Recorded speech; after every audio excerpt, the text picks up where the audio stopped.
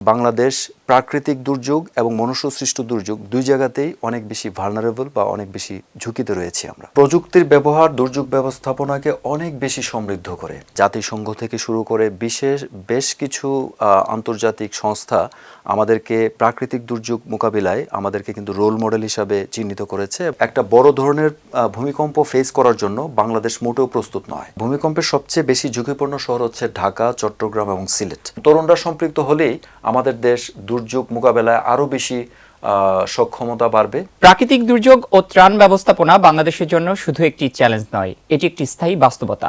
দুর্যোগের সময় দ্রুত ত্রাণ পৌঁছানো, স্বচ্ছ ব্যবস্থাপনা এবং ভবিষ্যৎ ঝুঁকি কমানো, এই প্রশ্নগুলোই আজকের আলোচনার মূল বিষয়। এই গুরুত্বপূর্ণ আলোচনা করতে আজ আমাদের সাথে অতিথি হিসেবে এসেছেন জাতিসংঘের দুর্যোগ হ্রাস বিষয়ক ফেলো ও বিশিষ্ট গণমাধ্যম ব্যক্তিত্ব মোহাম্মদ মানসুরুল হক। কালের কণ্ঠ স্টুডিওতে আপনাকে স্বাগত জানাচ্ছি। কেমন আছেন আপনি? জি, আলহামদুলিল্লাহ ভালো আছি। আমাকে অনুষ্ঠানে আমন্ত্রণ জানানোর জন্য আপনাকে ধন্যবাদ। প্রথমেই যে বিষয়টি জানতে চাই যে বর্তমান পরিস্থিতিতে বাংলাদেশের কোন ধরনের দুর্যোগের জন্য সবচেয়ে ঝুঁকি মনে করেন আপনি? দেখুন, বাংলাদেশ জিওগ্রাফিক্যালি যে লোকেশনটা রয়েছে এটা হচ্ছে একটা দুর্যোগ প্রবণ দেশ বা প্রাকৃতিকগতভাবেই দুর্যোগ প্রবণ এরিয়া যেটাকে আমরা বলি। সো এখানে বিশেষ করে বাংলাদেশে দুই ধরনের দুর্যোগ আমরা প্রতিনিয়ত ফেস করছি। একটা হচ্ছে প্রাকৃতিক দুর্যোগ আর একটা হচ্ছে মনুষ্যসৃষ্ট দুর্যোগ।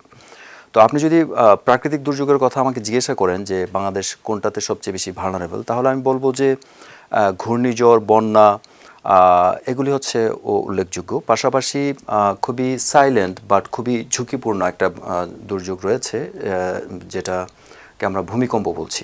সো এই ভূমিকম্পটাও কিন্তু একটা বড় ধরনের দুর্যোগ হতে পারে বাংলাদেশের জন্য, এটা একটা অ্যালার্মিং। আর যেটা একটু আগে বলছিলাম যে মনুষ্যসৃষ্ট দুর্যোগ, সো এটা আসলে প্রতিনিয়ত আমরা অনেক বেশি ফেস করি প্রাকৃতিক দুর্যোগের চেয়েও।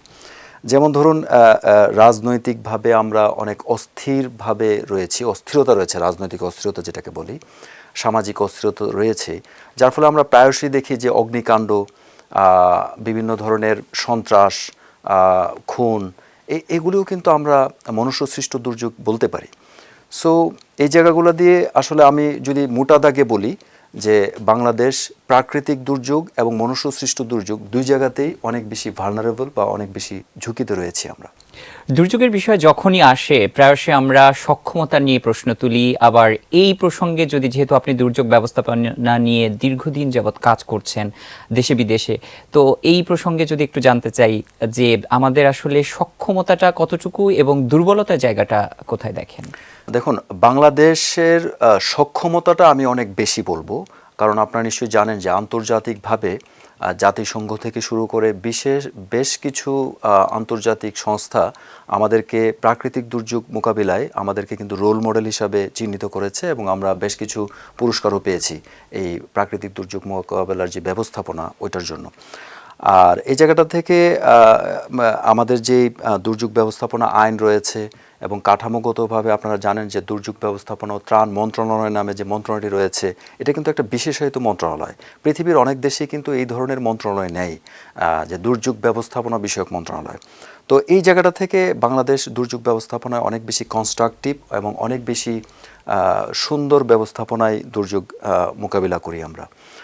আর একটু আগেও বলেছি আমি যে আইন বা বিভিন্ন ধরনের সংস্থা বা অধিদপ্তর, জেলা উপজেলা অফিস, সব কিছু কিন্তু আমাদের রয়েছে। আর দুর্বলতা যদি বলেন তাহলে আমি বলবো যে সমন্বয়হীনতা, এটা একটা বড় দুর্বলতা। বিভিন্ন গভর্নমেন্ট বা প্রাইভেট এজেন্সির সাথে বা প্রাইভেট ডিপার্টমেন্টের সাথে অনেক ক্ষেত্রেই দুর্যোগ ব্যবস্থাপনায় সমন্বয় সঠিকভাবে হয় না। আর আরেকটা রয়েছে যে রাজনৈতিক প্রভাব। আমরা দুর্যোগ ব্যবস্থাপনায় যেটা আমরা দেখেছি যে বিশেষ করে ত্রাণ কার্যক্রম পরিচালনার ক্ষেত্রে অনেকাংশে আমরা বাংলাদেশের সাধারণ মানুষ ত্রাণ থেকে অনেক ক্ষেত্রেই বঞ্চিত হয় শুধুমাত্র রাজনৈতিক প্রভাবের কারণে। সো আমি একেবারেই যে বঞ্চিত হয় সেটাও বলবো না, অধিকাংশ ক্ষেত্রেই আমরা এটা দেখেছি যে আমাদের ডাটাবেস থাকা সত্ত্বেও এটা প্রয়োগ হচ্ছে না শুধুমাত্র রাজনৈতিক প্রভাবের কারণে। নিশ্চয়ই সেই বিষয়ে আমরা আরো বিস্তর আলোচনা করব। তবে যেহেতু আপনি ত্রাণ ও দুর্যোগ মন্ত্রণালয়ের কথা বলছিলেন, অধিদপ্তরের কথা বলছিলেন, আমরা জানি যে এই মন্ত্রণালয় বা অধিদপ্তরের অধীনে যে ত্রাণ দুর্যোগ মোকাবেলায় বিভিন্ন সময় কাজ করা হয়ে থাকে, কিন্তু এই যে আপনি সেখানে একজন কর্মকর্তা হিসেবে কর্মরত রয়েছেন, আমরা জানি মাঠ পর্যায়ে আপনাকে অনেক কাজ করতে হয়। এই কাজ করতে গিয়ে আসলে কোন কোন জায়গাগুলোতে আপনারা চ্যালেঞ্জগুলো বেশি ফেস করে থাকেন এবং যেটি আসলে নিরসন করতে আপনাদেরকে বেগ পেতে হয়? বাংলাদেশের মানুষ কিন্তু অনেক বেশি মানে দুর্যোগ ফেস করে, প্রাকৃতিক দুর্যোগ বলেন, মনুষ্য সৃষ্ট দুর্যোগ। সো এই জায়গাটা থেকে আপনার যে প্রশ্নটা, যে আমরা প্র্যাকটিক্যালি যখন কাজ করতে যাই তখন কোন ধরনের প্রতিবন্ধকতা আমরা ফেস করি। সো এখানে যদি আমরা বলি যে প্রথমত পজিটিভটা যদি বলি যে বাংলাদেশের মানুষ খুব কোঅপারেট করে। দেখুন, আমি যদি ছোট করে বলি যে পাশের বাড়িতে আগুন লাগার পরে দেখেন সবার আগে কিন্তু পাশের বাড়ির মানুষই আগুন নেভাতে আসে পানি নিয়ে। সরকারের অফিস বা আমাদের এই মন্ত্রণালয় বলেন, অধিদপ্তর বলেন বা জেলা উপজেলা অফিস বলেন, তারা কিন্তু অনেক পরে যায়, বা ফায়ার সার্ভিস যে কোনো ডিপার্টমেন্ট যায় মনে করেন 30 মিনিটস বা 60 মিনিটস পরে বা 10 মিনিটস হলেও পরে, কিন্তু উইদিন এ মিনিট সে পাশের বাড়ির মানুষটা যাচ্ছে।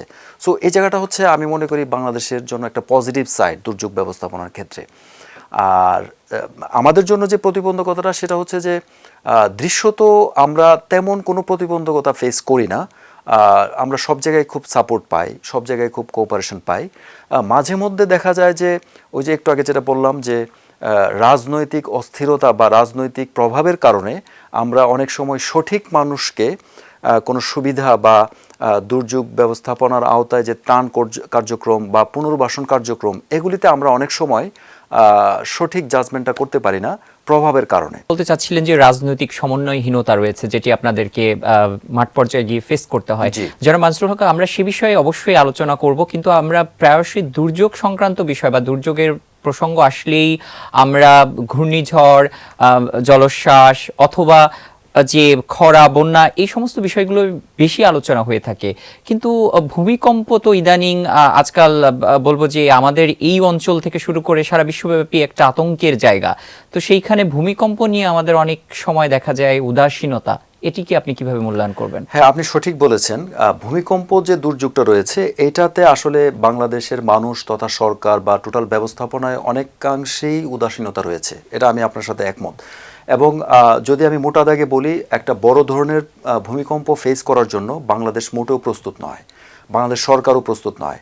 ঢাকা সিটিতে যদি 7 বা তার চেয়ে বেশি মাত্রার ভূমিকম্প হয় এবং সেটার স্থায়িত্বকাল যদি 1 মিনিট বা তার কাছাকাছি সময় থাকে, তাহলে কিন্তু একটা বড় ধরনের একটা মানবিক বিপর্যয় ঘটবে। এই যে আপনি একটু আগে আমাদের অনুষ্ঠানের নামও রয়েছে দুর্যোগ ও বিপর্যয়। সো আমি জায়গাটায় বিপর্যয় শব্দটা ইউজ করতে পারি।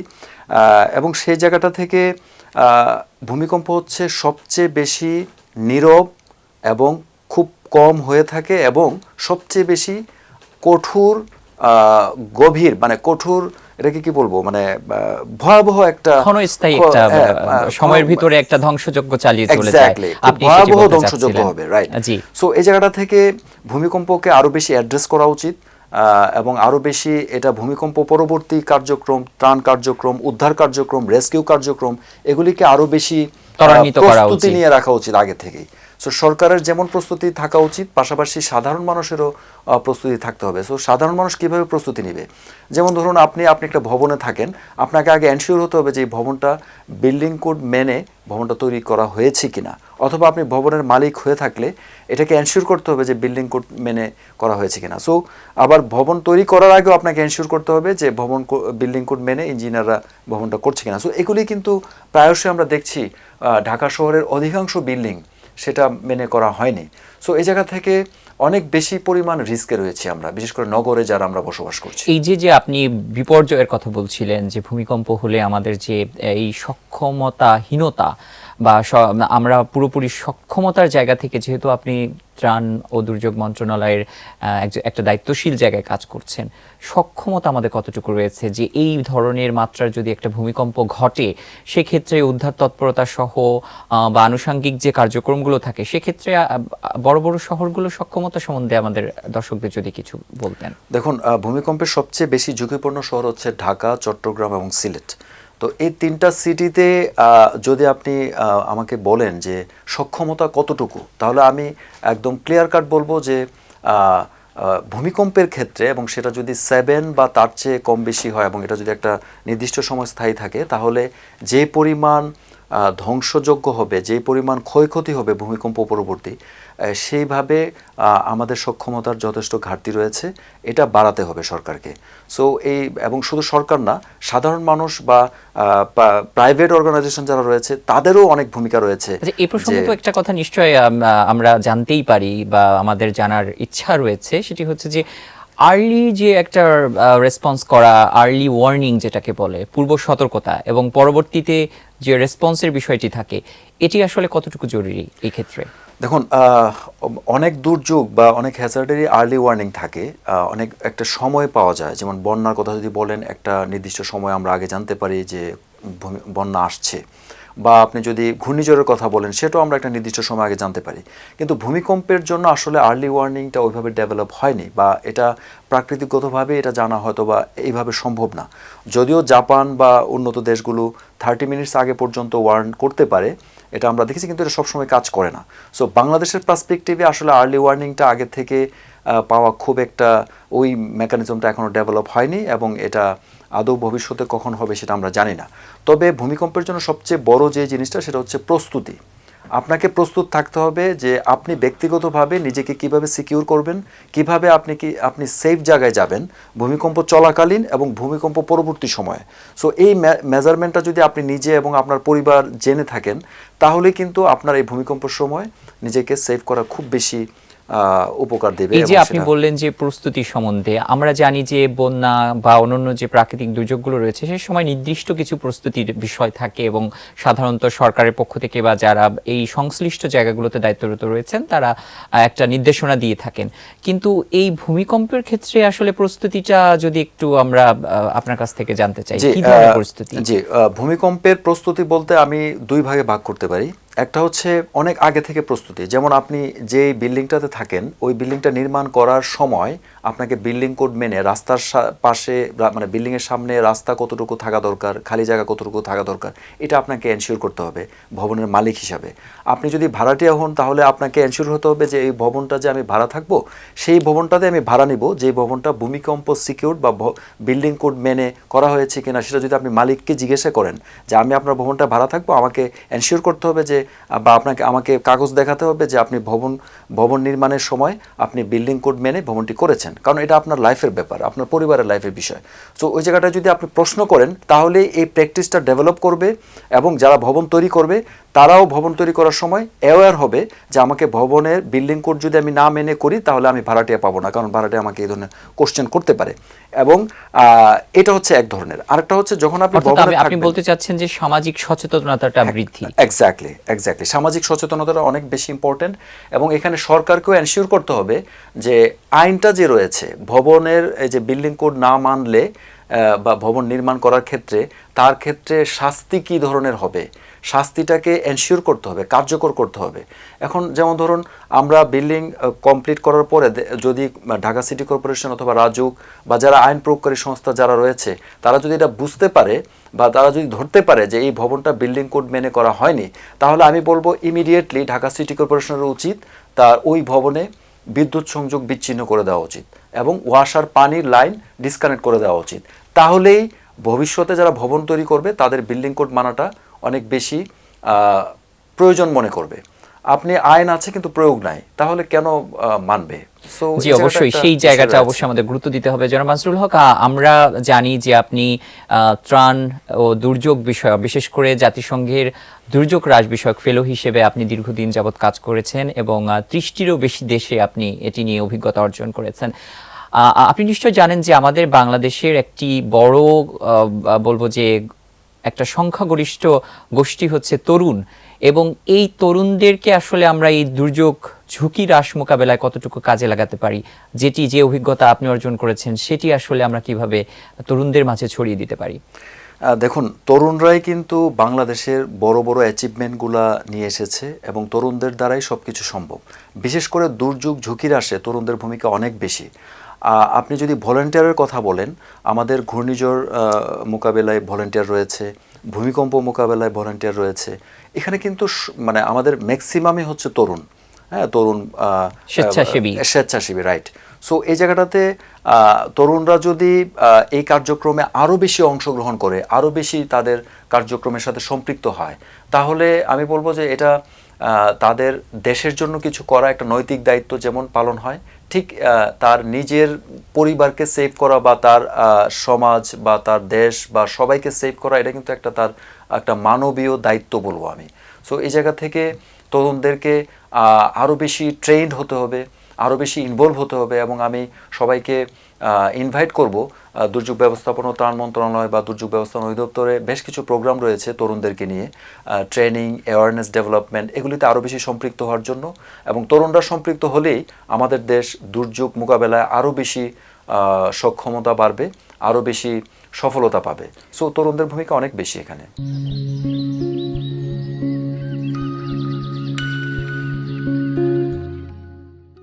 তরুণদের ভূমিকা সম্বন্ধে জানলাম, পাশাপাশি আরেকটি প্রশ্ন চলেই আসে যে এই দুর্যোগ মোকাবেলায় তরুণদের যেমন ভূমিকার বিষয় রয়েছে, জনসচেতনতার বিষয় রয়েছে, অর্থাৎ নাগরিক গোষ্ঠী সকলকে একসাথে মিলে কাজ করা, এবং পাশাপাশি এক্ষেত্রে গণমাধ্যমের ভূমিকা কতটুকু, গণমাধ্যমের ভূমিকাকে আপনি কিভাবে মূল্যায়ন করবেন?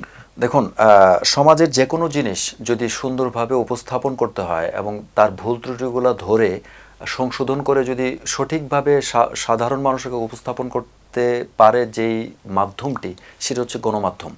সো এই গণমাধ্যমের ভূমিকা সবচেয়ে বেশি। আপনি ত্রাণ ব্যবস্থাপনা থেকে শুরু করে সরকারের ছোটোখাটো ত্রুটি বলেন আর ব্যবস্থাপনা ত্রুটি বলেন, সব কিছুই কিন্তু গণমাধ্যম যদি অ্যাড্রেস করতে পারে, তাহলে কিন্তু এখান থেকে সরকার, সাধারণ মানুষ, প্রাইভেট অর্গানাইজেশন সবাই কিন্তু একটা লার্ন পাবে, একটা লার্নিং পাবে। সো এই জায়গা থেকে আমি বলবো যে গণমাধ্যমই পারে একটা জিনিসকে সুন্দরভাবে উপস্থাপন করতে এবং সমাজের প্রকৃত চাহিদাটাকে সাধারণ মানুষের কাছে এবং সরকারের কাছে তুলে ধরতে। সো এই তুলে ধরার মাধ্যমেই সাধারণ মানুষের যেই দুর্যোগ ব্যবস্থাপনার সাথে যে সম্পৃক্ত হয়ে যে তাদের যে নিজস্ব একটা চাহিদা বা উন্নয়ন করবে, সেটা কিন্তু গণমাধ্যম আরও বেশি রিচ করতে পারে। সো এখানে গণমাধ্যমের ভূমিকা অনেক বেশি। প্রযুক্তির একটা বিষয় রয়েছে, আমরা বৈশ্বিক একটা বলবো যে গ্লোবাল ভিলেজে বসবাস করি এবং প্রযুক্তির কল্যাণে এটি আসলে সাধন করা সম্ভব হয়েছে। এখন ইনফরমেশনের একটা ছড়াছড়ি সবখানে, এবং সেটি আমরা দ্রুত মাধ্যম হিসেবে সামাজিক যোগাযোগ মাধ্যম থেকে শুরু করে সব কিছুর একটা বলবো যে দ্রুততর একটি মাধ্যম হিসেবে পরিচিতি লাভ করেছে, বিশেষ করে সামাজিক যোগাযোগ মাধ্যমগুলো। এক্ষেত্রে প্রযুক্তির ব্যবহার দুর্যোগ হ্রাসে এটিকে আসলে আমরা কিভাবে কাজে লাগাতে পারি? দেখুন, প্রযুক্তির ব্যবহার দুর্যোগ ব্যবস্থাপনাকে অনেক বেশি সমৃদ্ধ করে এবং এটা এত বেশি গুরুত্ব রাখে যে আজকে থেকে দেখুন, আমি একটা এক্সাম্পল দিই যে 1991 সালে যে ঘূর্ণিঝড়টা হয়েছিল চট্টগ্রামে, এখানে কিন্তু কয়েক লক্ষ লোক মারা গিয়েছে এবং প্রচুর ক্ষয়ক্ষতি হয়েছে। সেই জায়গাটা থেকে আজকে 2024-25-এ যে একই মাত্রার ঘূর্ণিঝড় হচ্ছে, কিন্তু মারা যাচ্ছে কিন্তু সিঙ্গেল ডিজিট, আমরা 2-4 এই ধরনের মানুষ মারা যায়, 2 জন বা 4 জন বা 3 জন। সো বা কোনো কোনো ক্ষেত্রে আমরা 0 দেখেছি যে একই মাত্রার ভূমিকম্প।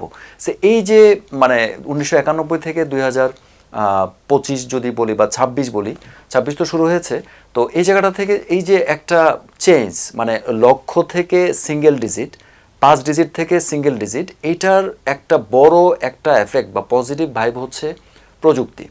সো প্রযুক্তি কিভাবে, যেমন ধরুন আমরা স্যাটেলাইটের মাধ্যমে আমরা জানতে পারছি যে ঘূর্ণিঝড়ের অবস্থানটা কোথায়, ঘূর্ণিঝড়টা কোন জায়গায় রয়েছে এবং এটার গতিবিধিটা কিভাবে হচ্ছে, এবং এটা কত ঘন্টা পরে, কত মিনিট পরে এটা উপকূলীয় অঞ্চলে হিট করবে। সো এটা কিন্তু প্রযুক্তির মাধ্যমে সম্ভাব্য একটি সময় আপনারা নির্ধারণ করে দিতে পারেন। এক্স্যাক্টলি। এবং এটার ফ্লোটা কত কিলোমিটারে হবে, কত গতিবেগ কত হবে, এটাও কিন্তু আমরা প্রযুক্তির মাধ্যমে জানতে পারছি। আর আরেকটা হচ্ছে যে প্রযুক্তি, যেমন আমরা মোবাইলে, আপনি একটু আগে বললেন সোশ্যাল মিডিয়া, এই ফেসবুক থেকে শুরু করে সোশ্যাল মিডিয়ার যতগুলো কম্পোনেন্ট রয়েছে, প্রত্যেকটা জায়গায় কিন্তু আমরা মেসেজটা থ্রো করছি। একটা হচ্ছে পাবলিকলি গভর্নমেন্ট সাধারণ মানুষের কাছে মেসেজ থ্রো করবে, আরেকটা হচ্ছে সোশ্যাল মিডিয়ার মাধ্যমে কিন্তু একজন আরেকজনের কাছে মেসেজ থ্রো করতে পারছে। যার ফলে কি, সে যখন জানতে পারছে যে না, আমি যে জায়গাটা রয়েছে এটা খুব ভালনারেবল বা খুব রিস্কি জোন, তখন কিন্তু সে একটা নির্দিষ্ট সময়ের মধ্যে তার নিজের জানটাকে সেভ করতে পারছে এবং তার মালামাল যা রয়েছে সেটাকেও সেভ করতে পারছে। সো এবং আরেকটা যেটা ইম্পর্টেন্ট, সেটা হচ্ছে যে আমরা যে কোনো দুর্যোগ পরবর্তী যে ডেটাটা আমরা পাই, এটাও কিন্তু প্রযুক্তির ব্যবহার রয়েছে। যেমন জিআইএস আপনারা নিশ্চয়ই জানেন যে geographical information system, GPS, global positioning system. So এগুলিকে ইউজ করে কিন্তু আমরা পুনর্বাসনের ক্ষেত্রে বা রিহেবিলিটেশনের ক্ষেত্রে আমরা অনেক বেশি সমৃদ্ধ হতে পারছি, এবং এগুলিকে ইউজ করে আমরা মানবিক সহায়তা, যেটাকে আমরা ত্রাণ বলছি, এই ত্রাণ কার্যক্রমও কিন্তু আমরা এই ডাটাবেজ ইউজ করে আমরা পরিচালনা করতে পারছি, এবং প্রকৃত সুফলভোগী যারা তাদেরকে আমরা রিচ করতে পারছি এবং তাদের কাছে যেতে পারছি প্রযুক্তির কারণে। কিন্তু মানসুরুল হক, আপনি প্রথমত যে বিষয়টি নিয়ে আলোচনা করছিলেন যে ত্রাণ বিতরণ কার্যক্রম, এবং এই ক্ষেত্রে সেই বিষয়টি নিয়ে আমরা আবার পুনরায় যদি একটু কথা বলি, আমরা প্রায়শ শুনতে পাই যে একটা দুর্যোগ ঘটলে যখন মাঠে ত্রাণ পৌঁছে দেওয়ার যে বিষয়টি নিশ্চিতকরণের ব্যাপারটি থাকে, অর্থাৎ কুইক রেসপন্স, তখন অনেক সময় রাজনৈতিক যে পক্ষগুলো রয়েছে তাদের এক্ষেত্রে একটা প্রভাব থাকে, এবং তারা নানা সময় বিভিন্ন গণমাধ্যমে আসে যে রাজনৈতিক ব্যক্তিরা এটির উপরে এক ধরনের প্রভাব বিস্তার করে তাদের যে নিজস্ব লোকজন রয়েছে তাদেরকে ত্রাণ কার্যক্রমে ব্যাহত সৃষ্টি করে বা অনেক সময় তাদেরকে দিয়ে থাকে, যেটি আসলে সার্বিক যে দুর্যোগ ব্যবস্থাপনা কার্যক্রম রয়েছে সেটি অনেক ক্ষেত্রে ব্যাহত হয়। এটি আসলে আপনি কিভাবে দেখছেন? জি, আপনি যথার্থই বলেছেন যে আমরা যখন ত্রাণ কার্যক্রম পরিচালনা করি কোনো একটা রিস্কি জোনে বা ভালনারেবল এরিয়াতে দুর্যোগ হওয়ার পরে, সেটা সাইক্লোন হতে পারে, বন্যা হতে পারে, সেখানে কিন্তু আমাদের একটা ডেটাবেজ রয়েছে মন্ত্রণালয় কর্তৃক বা অধিদপ্তর কর্তৃক যেই ডেটাবেজটা আমরা ইউজ করি। সো সেই ডেটাবেজ যে কারা উপকারভোগী বা কারা প্রকৃত ক্ষতিগ্রস্ত, তাদের এই ডেটাবেসটা যখন আমরা প্রয়োগ করতে যাই তখন আমরা অনেকাংশেই রাজনৈতিক প্রভাবের শিকার হই, এটা আমরা অস্বীকার করব না। বাট এরপর আমি বলবো যে ডে বাই ডে এটা সেই মানসিকতাটা অনেকটাই চেঞ্জ হচ্ছে। আজকে থেকে 10 বছর বা 15 বছর বা 20 বছর আগে যেই প্রভাবটা ছিল এখন কিছুটা কমে এসেছে। তবে রাজনৈতিক প্রভাব যদি আরও কমে এই বিশেষ করে ত্রাণ ব্যবস্থাপনার ক্ষেত্রে, তাহলে আমরা আরও সুন্দরভাবে ত্রাণ কার্যক্রম পরিচালনা করতে পারবো বলে মনে করি। একটু ভিন্ন প্রসঙ্গে আসি। আমরা শুনেছি আপনি যেহেতু আন্তর্জাতিক অঙ্গনে দীর্ঘ দিন যাবৎ কাজ করছেন, সাবেক মার্কিন প্রেসিডেন্ট বিল ক্লিনটনের সাথে আপনার একটা জায়গায় দেখা হয়েছিল এবং সেখানে মত বিনিময় করার একটা সুযোগ হয়েছিল। সেই অভিজ্ঞতা যদি আমাদের সাথে একটু শেয়ার করতেন। শিওর, খুব সুন্দর কোশ্চেন। আমি 2006 সাল থেকে ইউনাইটেড নেশনসের যেটা ISDR, international strategy for disaster reduction, যেটা বর্তমানে নাম হচ্ছে ডিআরআর, ডিজাস্টার রিস্ক রিডাকশন, ওটার ফেলো হিসাবে আমি কাজ করছি। আমি 2006 সালে ব্যাংককে আন্তর্জাতিক দুর্যোগ ব্যবস্থাপনা একটা কোর্স করেছি, এবং ওই কোর্সের মাধ্যমে আমাকে ইউনাইটেড নেশনসের ডিআরআর যে পোর্শন, সেই পোর্শন থেকে আমাকে ফেলো হিসাবে ডিক্লেয়ার করে। সো ওই ফেলোর একটা কার্যক্রম অংশ ছিল যে বাংলাদেশের ভিতর এবং আন্তর্জাতিকভাবে বিভিন্ন ট্রেনিং, সেমিনার, কনফারেন্সে অ্যাটেন্ড করে আমি আমার জন্য নিজেকে দুর্যোগ ব্যবস্থাপনা রিচ করবো, অ্যাজ ওয়েল এজ বাংলাদেশের জন্য আমি কিছু করব। সো ওই কার্যক্রমের অংশ হিসাবে আমি আনুমানিক প্রায় 30টা দেশে আমি বিভিন্ন ধরনের ট্রেনিং, সেমিনার, কনফারেন্স অ্যাটেন্ড করেছি দুর্যোগ ব্যবস্থাপনায়। এবং এরই মধ্যে 2006 সালে আমার একটা ইভেন্ট ছিল জার্মানির বোন সিটিতে। এই বন্ড সিটিতে যে প্রোগ্রামটার নাম ছিল early warning conference, international early warning conference. So ওই কনফারেন্সে স্পেশাল গেস্ট ছিলেন বিল ক্লিনটন। তো ওই বিল ক্লিনটন অ্যাজ এ সাবেক প্রেসিডেন্ট আমেরিকার, উনি দুর্যোগ নিয়ে বেশ অনেক আলোচনা করেছেন, এবং স্পেশালি একটা স্পেশাল সেশন করেছেন, এটাকে রাউন্ড টেবিল বা একটা গোল টেবিল বৈঠক বলতে পারেন। ওইখানে আমরা 10 থেকে 12 জন ছিলাম, এর মধ্যে বিল ক্লিনটন ছিলেন, আমিও ছিলাম। সো উনি তখন বাংলাদেশের দুর্যোগ নিয়ে, আন্তর্জাতিক দুর্যোগ, বিভিন্ন ধরনের দুর্যোগ, বিশেষ করে প্রাকৃতিক দুর্যোগ নিয়ে উনি আলোচনা করেছেন, কিছু দিক নির্দেশনা দিয়েছেন, এবং বাংলাদেশের দুর্যোগ নিয়ে, দুর্যোগ ব্যবস্থাপনা নিয়ে আমার কাছ থেকে কিছু শুনেছেন। তো শোনার পরে আমার কাছে যেটা মনে হয়েছে যে উনি বাংলাদেশের দুর্যোগ ব্যবস্থাপনাকে অনেক বেশি অ্যাপ্রিসিয়েট করেছেন এবং অনেক বেশি অ্যাওয়্যার ছিলেন, এবং আমার কাছ থেকে শোনার পরে উনি আমাকে অনেক ইন্সপায়ার্ড করেছেন। সো আমেরিকার সাবেক প্রেসিডেন্ট বিল ক্লিনটনের সাথে এই মিটিংটা ছিল আমার জীবনের একটা অন্যতম অধ্যায়। সো এটা অবশ্যই আমার মনে রাখার মতো একটা ব্যাপার ছিল। আপনি নিশ্চয় জানেন যে সামনে জাতীয় সংসদ নির্বাচন একদম দরজায়, বা আমাদের কড়া নাড়ছে যেটি বলতে পারি। তো এই নির্বাচনে যারা বিদ্যমান রাজনৈতিক পক্ষগুলো রয়েছে, যারা নির্বাচিত সরকার হিসেবে ক্ষমতায় আসবে, এই পুনরায় আবার সেই ত্রাণ ও দুর্যোগের বিষয়ে ফিরে যায়, সেক্ষেত্রে আসলে তাদের ভূমিকা আমরা কিভাবে দেখতে চাই, বা আপনি একজন কর্মকর্তা হিসেবে তাদের কাছে কি আশা করেন, তাদের ভূমিকাটা কেমন হওয়া উচিত? জি, রাজনৈতিক নেতৃবৃন্দ যারা রয়েছে, যারা সরকার গঠন করবে ভবিষ্যতে, অবশ্যই তাদের কাছে বাংলাদেশের সাধারণ মানুষের অনেক বেশি এক্সপেকটেশন রয়েছে এবং সেই জায়গা থেকে বিশেষ করে দুর্যোগ ব্যবস্থাপনা ও ত্রাণ ব্যবস্থাপনার ক্ষেত্রেও এক্সপেকটেশনটা সেম। তো আপনি নিশ্চয়ই এটা জানেন যে বাংলাদেশের দুর্যোগ ব্যবস্থাপনার যে একটা অবকাঠামো রয়েছে, যে একটা স্ট্রাকচার রয়েছে, এই স্ট্রাকচার কিন্তু খুব অর্গানাইজড। এবং একটু আগে বলেছি যে দুর্যোগ ব্যবস্থাপনা আইন, দুর্যোগ ব্যবস্থাপনা প্ল্যান, এরপরে বিভিন্ন ধরনের দুর্যোগ ব্যবস্থাপনা কমিটি, এবং আমাদের যেই বিশেষ করে দুর্যোগ ব্যবস্থাপনা আইনে বা SOD, standing order on disaster একটা রয়েছে আমাদের, ওইখানে কিন্তু আমাদের একটা দিক নির্দেশনা রয়েছে যে কোনো দুর্যোগে প্রত্যেকটা মানুষ কী করবে, প্রত্যেকটা এজেন্সি কী করবে, সরকারি ডিপার্টমেন্ট কী করবে, প্রাইভেট ডিপার্টমেন্ট কী করবে। সো ওই যে একটা ছক রয়েছে, এই ছকটা যেহেতু সমৃদ্ধ, মানে স্ট্রাকচারটা যেহেতু সমৃদ্ধ, সো ভবিষ্যতে যে গভর্নমেন্টই আসুক তাদের কাছে এই স্ট্রাকচার অনুযায়ী যদি কাজ করে, তাহলে সরকারের পক্ষেও দুর্যোগ ব্যবস্থাপনা ও ত্রাণ কার্যক্রমকে আরও রিচ করতে অনেক বেশি ইজি হবে। এবং এটা অর্থাৎ আপনি রাজনৈতিক সদিচ্ছার ব্যাপারটিকে গুরুত্ব আরোপ করছেন। জনাব মানসুর, আমরা নিশ্চয়ই সে বিষয়ের দিকে অগ্রসর হব, বা আমরা সেই প্রত্যাশা রাজনৈতিক বিদ্যমান পক্ষগুলোর কাছে আমরা গণমাধ্যম কর্মী হিসেবেও রাখি।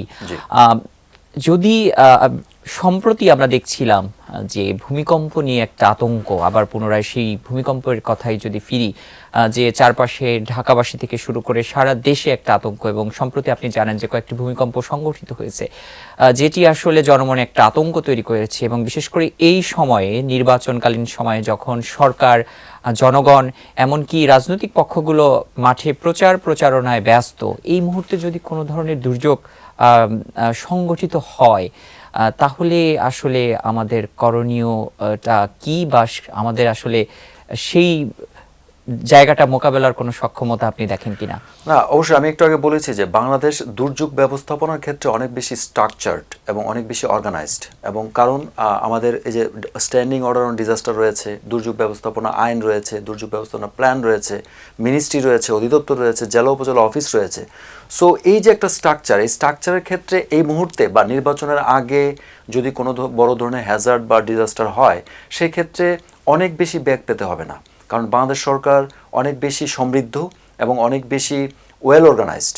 সো এই জায়গা থেকে আপনি ভূমিকম্প বলুন, আর ঘূর্ণিঝড়, তো এখন শীত সিজন, ঘূর্ণিঝড়ের সম্ভাবনাটা কম, বন্যার সম্ভাবনা কম। সো যেই টাইপের দুর্যোগে আসুক, বাংলাদেশ সরকার তথা দুর্যোগ ব্যবস্থাপনা ত্রাণ মন্ত্রণালয়, দুর্যোগ ব্যবস্থাপনা অধিদপ্তর অনেক বেশি সক্ষম যে কোনো দুর্যোগ মোকাবিলা করার ক্ষেত্রে। সো ইলেকশন পূর্ববর্তী সময়ে যে কোনো দুর্যোগ মোকাবিলা করার জন্য দুর্যোগ ব্যবস্থাপনা ত্রাণ মন্ত্রণালয় অধিদপ্তর প্রস্তুত রয়েছে।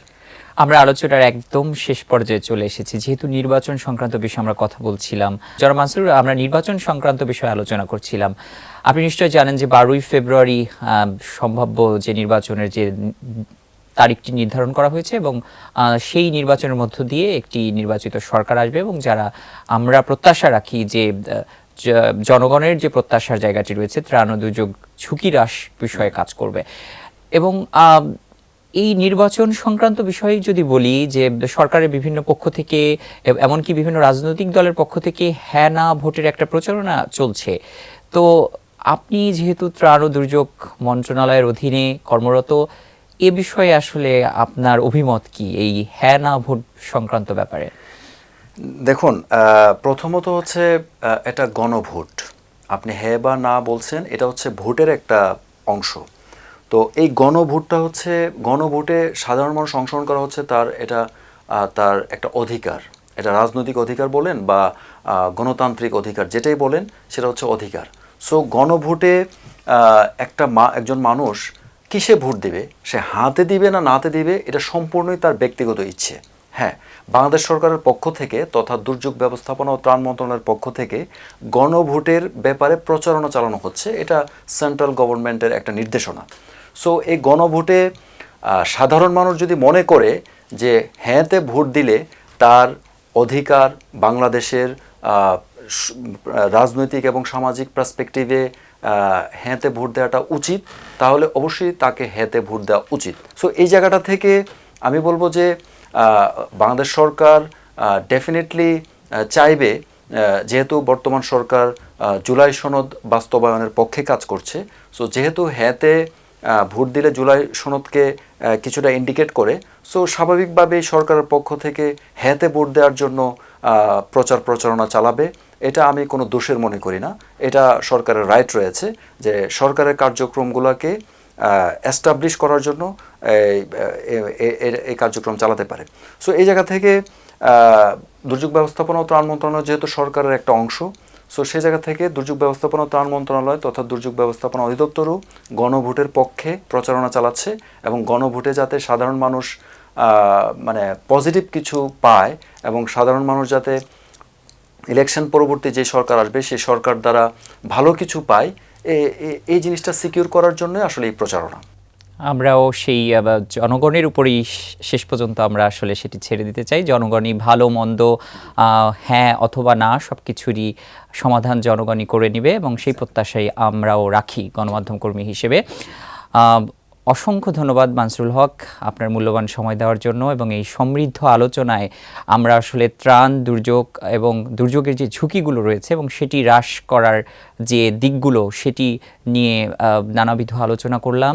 আমাদের দর্শকরা আপনার এই যে অভিজ্ঞতা সেই অভিজ্ঞতার আলোকে ত্রাণ ও দুর্যোগ হ্রাসের যে বিষয়গুলো রয়েছে সেটি তাদের কর্মজীবনে বা তাদের ব্যক্তি জীবনে রাখার মধ্য দিয়ে এই ত্রাণ ও দুর্যোগকে আমরা মোকাবেলা করতে আরও বেশি সক্ষম হব সেই প্রত্যাশা ব্যক্ত করছি এবং আপনার সার্বিক মঙ্গল কামনা করে এবং দর্শকদের সকলকে ধন্যবাদ জানিয়ে আজকের অনুষ্ঠানের এখানে ইতি টানছি। আবারও দেখা হবে, ততক্ষণ পর্যন্ত ভালো থাকবেন, সুস্থ থাকবেন। যে আপনাকেও ধন্যবাদ এবং সেই সাথে কালের কণ্ঠকে ধন্যবাদ এই ধরনের একটা সুন্দর অনুষ্ঠান প্রচার করার জন্য এবং আয়োজন করার জন্য। সো আপনার মাধ্যমে কালের কণ্ঠ সকল কলা কুশলী সহ সবাইকে আমি ধন্যবাদ জানাচ্ছি। ধন্যবাদ। দর্শক শ্রোতা, আপনারা শুনছিলেন জাতিসংঘের ত্রাণ ও দুর্যোগ হ্রাস বিষয়ক ফেলো জনাব মানসুরুল হক, যিনি একজন প্রতিষ্ঠিত গণমাধ্যম ব্যক্তিত্ব এবং দীর্ঘদিন এই দুর্যোগ হ্রাস ঝুঁকি হ্রাস সংক্রান্ত বিষয় নিয়ে কাজ করছেন এবং তার অভিজ্ঞতার কথাই আজকে আমাদের সাথে শেয়ার করছিলেন, আমাদের সাথে ভাগাভাগি করছিলেন এবং পাশাপাশি আমাদের করণীয় যে বিষয়গুলো রয়েছে সেটিকে গুরুত্ব আরোপ করছিলেন। আমরাও চাই যে এই দুর্যোগ, প্রাকৃতিক যে দুর্যোগগুলো রয়েছে বা মনুষ্য সৃষ্টি যে দুর্যোগগুলো রয়েছে এই সব কিছুকে আমরা অভিজ্ঞতার মাধ্যমে এবং আমাদের নিজস্ব যে করণীয় রয়েছে সেই করণীয়গুলোকে আমরা পুঙ্খানুপুঙ্খভাবে পালন করার মাধ্যমে দুর্যোগকে মোকাবেলা করব। আপনাদের সকলের ভবিষ্যৎ দিনগুলো আরও নিরাপদ হোক, আরও ভালো কাটুক সেই প্রত্যাশা ব্যক্ত করে এখানে বিদায় নিচ্ছি।